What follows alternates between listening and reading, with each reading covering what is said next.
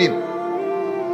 ইয়াউমা ইয়াওয়াদ্দুল্লাযীনা কাফারু, যেই দিন দেখবে জোশ উঠবে, আল্লাহ বলবে জিবরিল এদেরকে বের কর। এদেরকে যখন বাহির করবে তো কাফেররা চিৎকার দিবে, ইয়াউমা ইয়াওয়াদ্দুল্লাযীনা কাফারু লাউ কানু মুসলিমিন। হায় আমরা যদি অনলাইন মুসলমান হইতাম। এটা হলো মুসলমান হওয়ার সর্বশেষ বেনিফিট। বড়গুলা তো বাদই দিলাম, উম্মতে মুহাম্মদী হওয়ার বেনিফিট একটা বলি,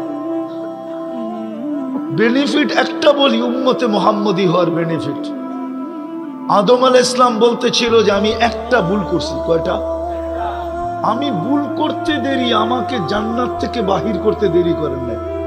বলো কুলামা, দেরি করছেন কি করেন নাই? আল্লাহ দেরি করেন নাই, বসে ফখরুজ, বাহির হয়ে যাও। ফখরুজা, দুজনে যাও, একজন না, জামাই বউ দুইজনে বাইরো। কিন্তু উম্মতে মুহাম্মদী ভুল করবে না, সারা দিন গুনাহ করবে। সারা দিন কি করবে? গুনাহ করবে। আল্লাহ রাত্রে ডাইকা ডাইকা গুনাহ মাফ করবে, তারপরে জান্নাত হাতে উঠায় দিয়া দিবে। বুখারী শরীফে আছে। এই তো 3 ভাগের 1 ভাগ অতিবাহিত হওয়ার সময় 3 ঘন্টা 15 মিনিট হয়ে গেছে, সূর্য ডুবে গেছে। আজকে সুবে সাদেক, ফজর শুরু হবে 5টা 2-এ। 3 ভাগের 1 ভাগ অতিবাহিত হওয়ার কাছাকাছি, বিলকুল কাছাকাছি। আল্লাহ প্রথম আকাশে চলে আসবে আর আয়েশা আমাকে ডাকবে, হাল মিন মুস্তাগফির। ও বন্ধুর উম্মত, কে সারাদিন গুনাহ করছো, চলে আসছি, আও আসো, আমি শুধু গুনাহ মাফ করব না। আলা মিন মুস্তাগফির ফাগফির আলা, গ্যারান্টি দিতেছেন, গ্যারান্টি আয়। হাত তুলতে দেরি, আমি মাফ করতে দেরি করব না। আর শুধু গুনাহ মাফ করব না, গুনাহ মাফ, তারপরে কি? আরে বলেন না, তারপরে কি? জান্নাত, ঠিক না? এই বিক্রমপুরের বাড়ির মতো জান্নাত। হ্যাঁ, সব বাড়ি বাদ দিলাম, 200-400 বাড়ি তো পাওয়া যাবে বিক্রমপুরে, দেখলে চোখ লাগে, ঠিক না? ওরকম বাড়ি। হ্যাঁ, জান্নাতের বাড়ি তো 1 ইট সোনার 1 ইট রূপার, এতটুক ছোট বাড়ি। হ্যাঁ, এটার দিকে তাকাইলো, মাঝে মাঝে জিজ্ঞেস করে তাকাইলেন কেন? বাবুই অন্যরকম, ঠিক না? কি মনে হয় বোঝেন নাই? মাঝে মাঝে তো দেখি তাকাইলো, জিজ্ঞেস করে তাকাইলেন কেন? কি মতলবে তাকাইলেন? ছোট একটা বাড়ি করে বাবায়া পড়ছে, মনে হয় আমরা এগোরে চিনি না। হ্যাঁ, কেউ না চিনলো আমি চিনি, রাগ হবেন না, পায়ে হাত রাখি। কেউ না চিনলো আমি এদেরকে চিনি। হয়তো 2-1টা বাড়িওয়ালাকে চিনবো না, বাকি সবাইরে চিনি আমি। তো বড়ই তো হইছি ঢাকা শহরে, এমন তো না, চিনি। সামান্য একটা বাড়ির মালিক হইয়া। জান্নাতের ছোট বাড়ি তো এই দুনিয়ার 10 গুণ বড় হবে। এই দুনিয়ার 10 গুণ বড়। এই পচা মাটি, জান্নাতের মাটি তো মুস্কার জাফরান। এই বাড়ির গুলার ভিতরে ফার্নিচার আর কি, লোহা লক্করই তো, কাঠই তো, কাঠ দিয়া বানাইছে না, ঠিক না? জান্নাতের কোনো ফার্নিচারই তো কাঠের না, সব ফার্নিচার সোনার, নাইলে রূপার, নাইলে জবরজুদ, নাইলে জমররুদ, নাইলে ইয়াকুত, নাইলে মারজান, নাইলে মুক্তা, নাইলে হীরা। হীরা দিয়া ফার্নিচার হবে, হীরা দিয়া। বিশ্বাস হয় না? না মানে হইব কোত্থেকে? হীরা তো দেখেনি নাই, কোত্থেকে বিশ্বাস হবে? যুবকদের যদি বিশ্বাস হইতো তাহলে ওদের অবস্থা তো এরকম হতো না। আমার তো বিশ্বাস, যদি জান্নাত আমাদের বিশ্বাস হইতো তো কোনো বাড়ির মা বোনরা কোনোদিন চাহিদা রাখতো না, কোনো বাড়িতে চাহিদা থাকতো না, কোনো বাড়িতে পাওয়ার না পাওয়ার বিরুদ্ধে অভিযোগ হতো না, সন্তান কোনোদিন মা বাবার কাছে চাহিদা রাখতো না।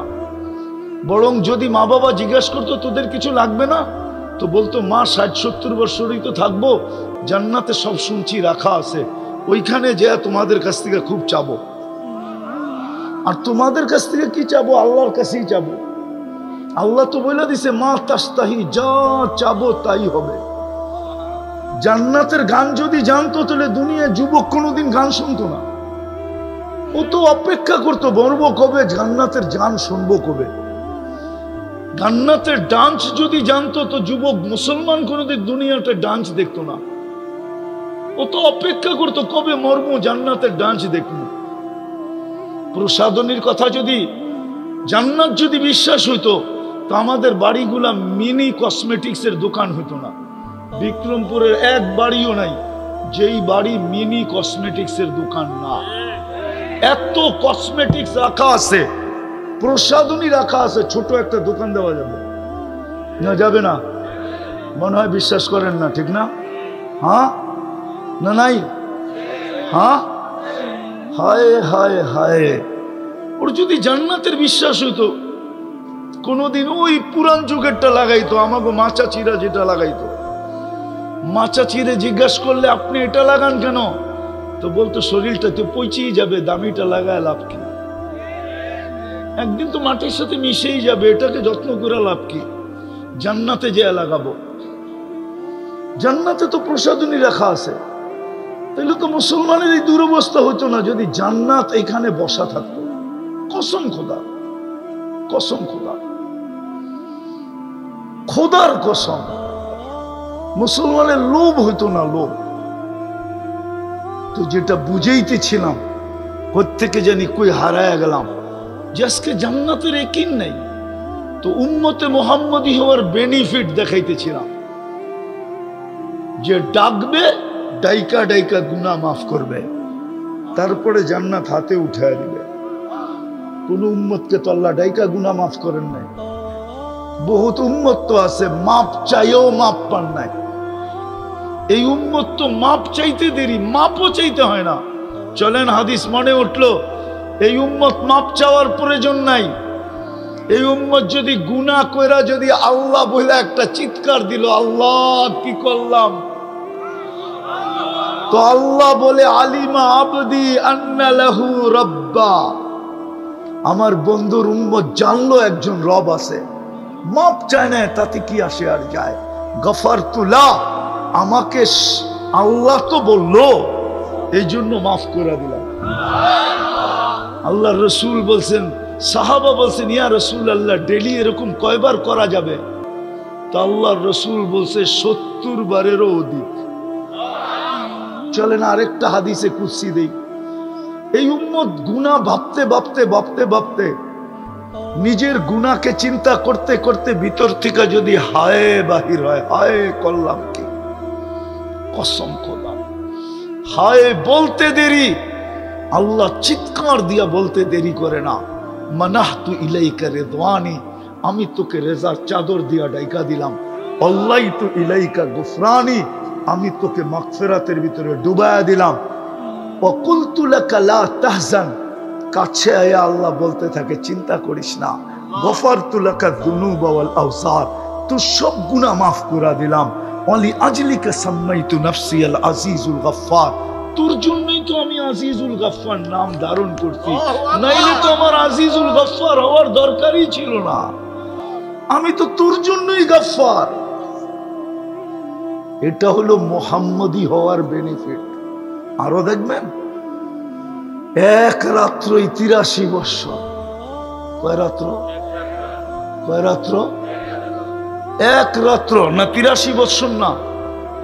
আরে জানেন 83 বছর কোন রাত্র? লাইলাতুল 83 বছর 4 মাস।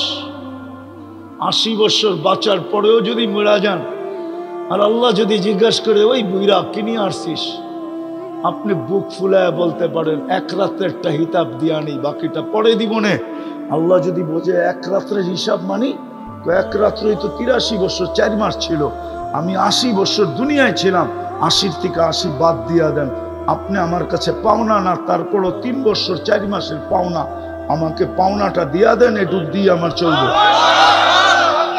এটা কোন কারণে পাইলেন? হ্যাঁ, অথচ বললে তো একজনও বলতে পারবেন না। কয়জন আছে এখানে ডেলি 200 বার দুরূদ পড়েন? ওই একজন হাত উঠেছে। এক